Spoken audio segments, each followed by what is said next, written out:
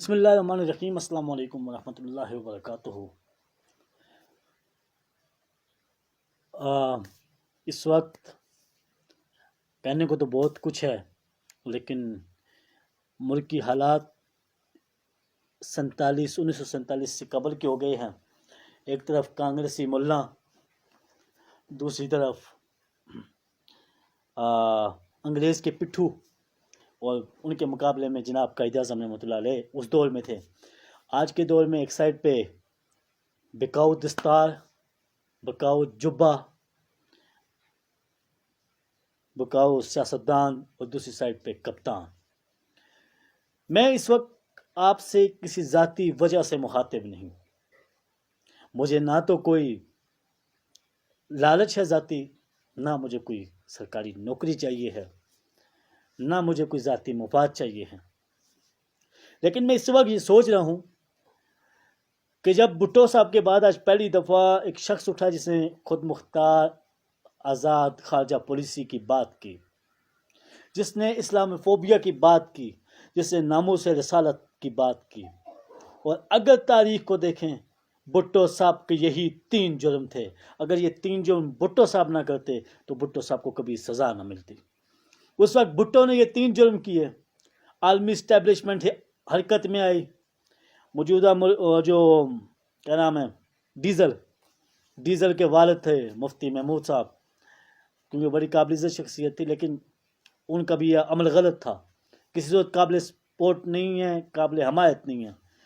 جناب انہوں نے بھٹو صاحب کے خلاف ایک تحریک چلا دی عالمی ایجنڈے کے تحت۔ نوٹوں کا تو ہر دور میں اور سلسلہ چلتا رہتا ہے۔ اس کے ساتھ کچھ سیاستدان تھے، اس کا سلسلہ یہ نکلا کہ بھٹو صاحب کو پھانسی کے تختے تک پہنچا دیا گیا۔ اب وہی غلطی عمران خان کر گیا ہے۔ خاتم النبیین کو سرکاری کاغذات کا حصہ بنانا سب سے بڑا گناہ ہے اس کا۔ عالمی اسمبلی میں ناموس رسالت کے ایشو پر بات کرنا دوسرا بڑا گناہ ہے، اسلام و فوبیا کے ایشو پر بات کرنا ایک اور گناہ ہے، اور آزاد خارجہ پالیسی پر بات کرنا ایک اور بڑا گناہ ہے۔ یہ 4 گناہ عالمی اسٹیبلشمنٹ کسی بھی لیڈر کو، کسی بھی رہنما کو معاف نہیں کرتی، تو آپ نے کیسے سوچ لیا عمران خان کو معاف کر دیا جائے گا؟ لیکن ایک پوائنٹ ہے، بھٹو صاحب والی غلطی عمران خان نہیں کر رہا۔ اگر بھٹو صاحب والی غلطی عمران خان کر جاتا تو عمران خان کے ساتھ بھی وہی ہونا تھا جو بھٹو صاحب کے ساتھ ہوا تھا۔ آج رات کو اگر عمران خان نے آپ کو بلایا تھا، اس نے اپنی ذات کے لیے نہیں بلایا تھا، شاید اس کی وزارت عظمیٰ چلی جائے، وہ پرسکون ہو جائے گا۔ لیکن وہ آپ لوگوں کو پاکستان کی اس تاریخ کے دلدل سے نکالنا چاہ رہا ہے۔ وہ نہیں چاہتا کہ تاریخ ایک بار پھر خود کو دہرائے کہ بھٹو نے قصور کیا کیے۔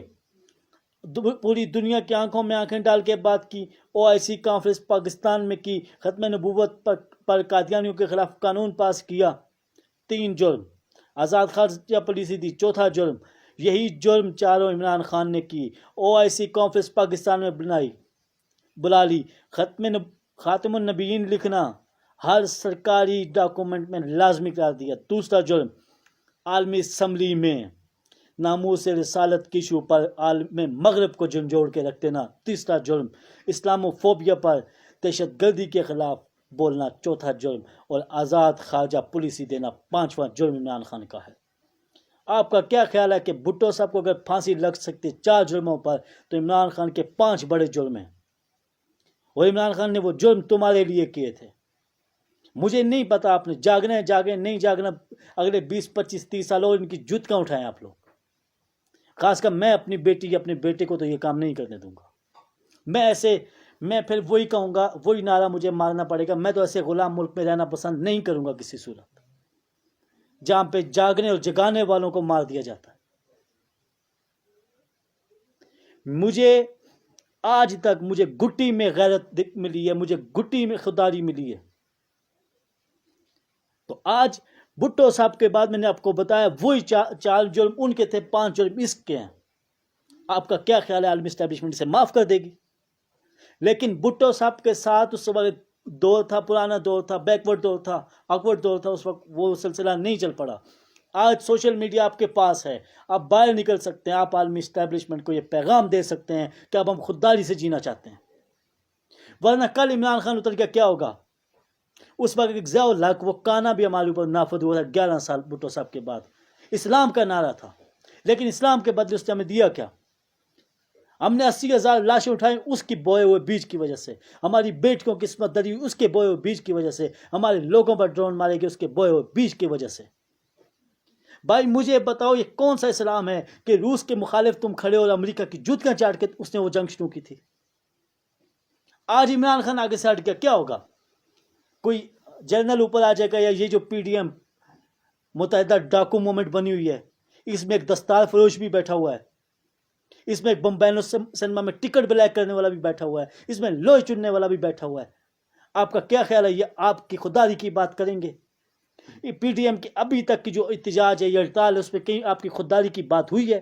کہیں آپ کے حقوق کی بات ہوئی ہے؟ نہیں، کیونکہ ان کے 3 مقصد ہیں. اوورسیز کا ووٹ ختم کر دو کیونکہ وہ پاکستانی معیشت کو چلا رہا ہے. باہر جو بیٹھا ہے، جو پاکستان میں ڈالر بیچ رہا ہے، اپنی راتوں کی نیند حرام کر کے، اپنے بیوی بچوں سے دور رہ کے، اپنے وطن کی مٹی سے دور رہ کے وہ آپ کی معیشت کو سیٹ کر رہا ہے. اس کا ووٹ ختم کرنے کا پہلا قانون یہ پاس کریں گے. دوسرا قانون بایو میٹرک سسٹم ختم کرنے جا رہے ہیں یہ، کیونکہ وہ جو پرانا پرچی سسٹم تھا ان پر ان کے ٹاؤٹ بیٹھے ہوتے ہیں، 10 پرچیاں ڈال رہے ہوتے ہیں. کئی جگہوں پر میرے پاس یہ ثبوت ہے اس چیز کے کہ کئی جگہوں پر جب کچھ لوگ پہنچے 2013 کے الیکشن میں، پتہ لگا کہ ان کا ووٹ پہلے سے پول ہو چکا ہے. اور آخری اور تیسرا جو وار ہوگی وہ آپ کی خودداری پر ہوگی، کیونکہ امریکہ کے طلبے ہی چاٹیں گے تینوں. میں یہ الزام بھی دے رہا ہوں، میں یہ کہہ بھی رہا ہوں، فضل الرحمان 200 کروڑ روپے میں بکا ہے، 2 ارب روپے میں بکا ہے.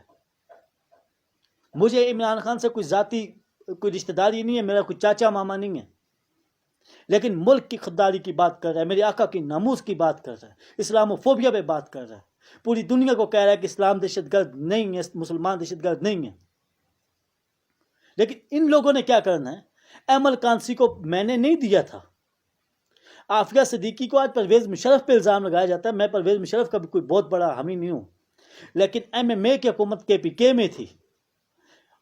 فضل الرحمان صاحب اپوزیشن لیڈر تھے، عافیہ صدیقی کو بھی حوالے کر دیا گیا. اور امریکہ کا ایک سابقہ ایک عہدیدار اپنی کتاب کے اندر لکھتا ہے کہ میری فضل الرحمان سے ملاقات ہوئی. فضل الرحمان نے کہا مجھے آپ لوگ موقع دیں، میں ان لوگوں سے زیادہ آپ کے مفاد کا تحفظ کروں گا.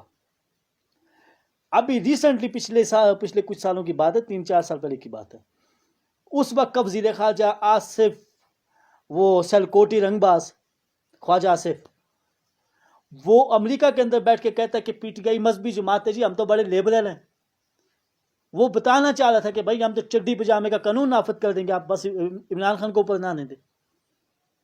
لیکن عمران خان کو پہلے بھی آپ نے اوپر لایا، نوجوانوں آپ نے ساتھ دیا. آج عمران خان کو ضرورت ہے. رات کو عمران خان نے بلایا تھا، آپ گئے، اچھا لگا کیونکہ طویل جلسہ تھا. اس کے علاوہ ہمارے کچھ قافلے میرے خود جاننے والے جو بڑے طویل قافلوں کے ساتھ اسلام آباد انٹرچینج سے واپس ہوئے ہیں، کیونکہ وہاں سے آگے انہیں جانے کا موقع نہیں ملا رش کی وجہ سے. کچھ لوگ راستوں میں سے واپس آئے ہیں.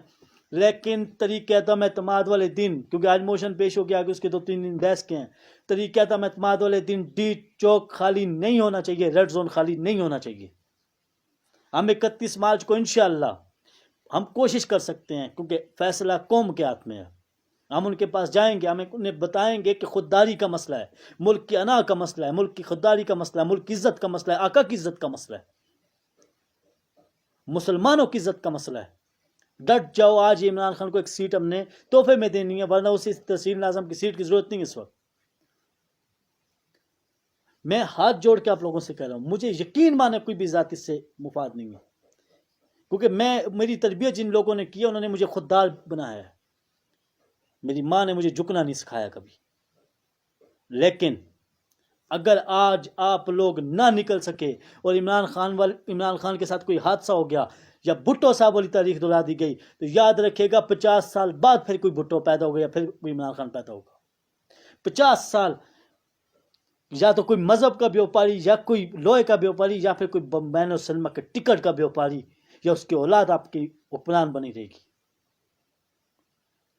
فضل الرحمان صاحب، مذہب کی بات کرنا ٹھیک ہے، ہم اہل مذہب کی جو مذہب کے ترجمان ہمارے سروں کا تاج ہیں، لیکن 200 کروڑ روپے یہودیوں کے تلوے چاٹ کے لے کے مذہب کی بات کرنا مذہب کی بیوپاری کہلاتا ہے۔ اسا غلط جگہ پنگا لیا تم نے۔ نہ یہ مفتی محمود ہو تم، اور نہ آگے بھٹو کھڑا ہے، آگے عمران خان کھڑا ہے۔ نہ تمہیں جھکنے دیا جائے گا، نہ تمہیں چھپنے دیا جائے گا، اور نہ تمہیں بھاگنے دیا جائے گا۔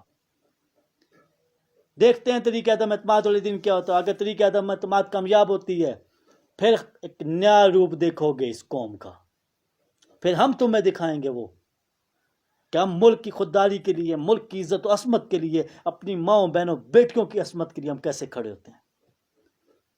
ہمیں کل یہ تانے دیتے تھے کہ جی لڑکیاں نچا رہے ہیں۔ میں رات سے دیکھ رہا ہوں مولوی کا جلسہ بھی ہے، وہ دوسروں کی بھی ہے، وہاں پہ تو میرا خیال ہے حلال مجرے ہو رہے ہیں نا۔ عمران خان نے تو کبھی نہیں کہا کہ ڈانس کرو یار۔ اگر ترانہ لگ رہا ہے اس پہ کوئی جھوم رہا ہے تو عمران خان ہزاروں لوگوں کو جا کے منع تو نہیں کر سکتا کہ نہ جھومو۔ لیکن چلو ہمیں تو تم لوگوں نے یہودی کہہ دیا، کافر کہہ دیا، قادیانیوں کے ایجنٹ کہہ دیا، چلو ہم سب مان لیتے ہیں یار، کیونکہ ہمارا اور ہمارے آقا کا معاملہ۔ محشر میں دیکھیں گے کیا ہوتا ہے، پھر دیکھیں گے محشر میں تم لوگ کہاں پہ منہ چھپاتے پھرتے اور ہم کہاں پہ کھڑے ہیں۔ لیکن میں حلفاً یہ کہہ سکتا ہوں، آج میں دل سے کہہ رہا ہوں، آج میری پہلی ویڈیو ہے، میں دل سے آج باتیں کر رہا ہوں آپ لوگوں کے ساتھ، کہ اگر عمران خان آگے سے ہٹ گیا، فضل الرحمان جیسا بددیانت خائن شخص بھی مذہب کے جو لبادے میں بیٹھا ہے، یہ یہودیوں کے تلوے چاٹے گا، اور یہ چاٹ بھی رہا ہے۔ عمران خان اسرائیل کے خلاف بیان دے، پھر بھی تم کہو یہودی ایجنٹ ہے۔ عمران خان یہ کہتے کہ ہم تمہارے غلام نہیں امریکہ کو، تو باقاعدہ یہاں پہ فضل الرحمان صاحب پریس کانفرنس کر کے کہیں سے غلط کہا ہے۔ اگر یہ تمہارا مسلمان ہونا ہے تو عمران خان کی جوتی تم سے 1000 گنا افضل ہے۔ مجھے میرے ملک کا درد ہے، مجھے میری آنے والی نسل کا درد ہے۔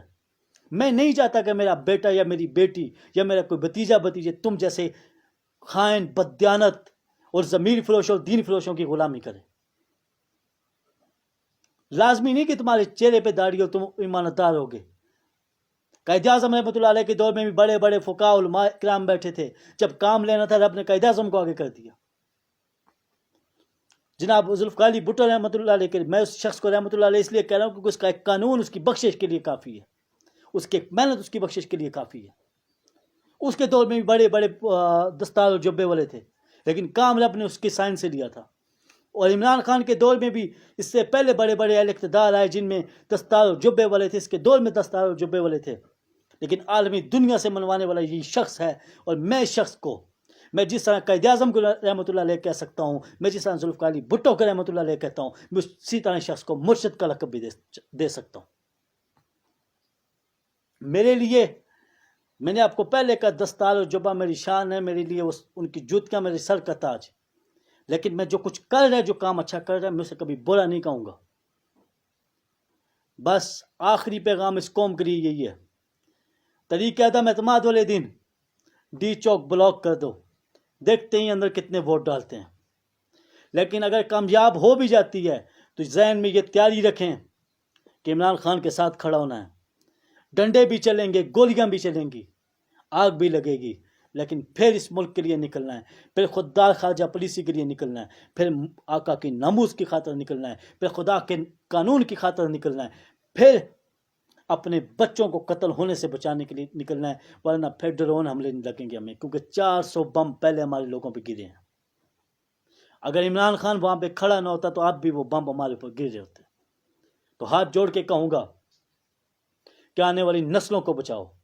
عمران خان سے کسی کی کوئی رشتہ داری نہیں ہے، بس وہ شخص آگے کھڑا ہے، اس لیے ہم اس کے ساتھ کھڑے ہیں۔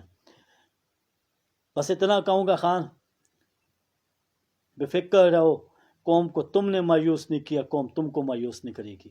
والسلام۔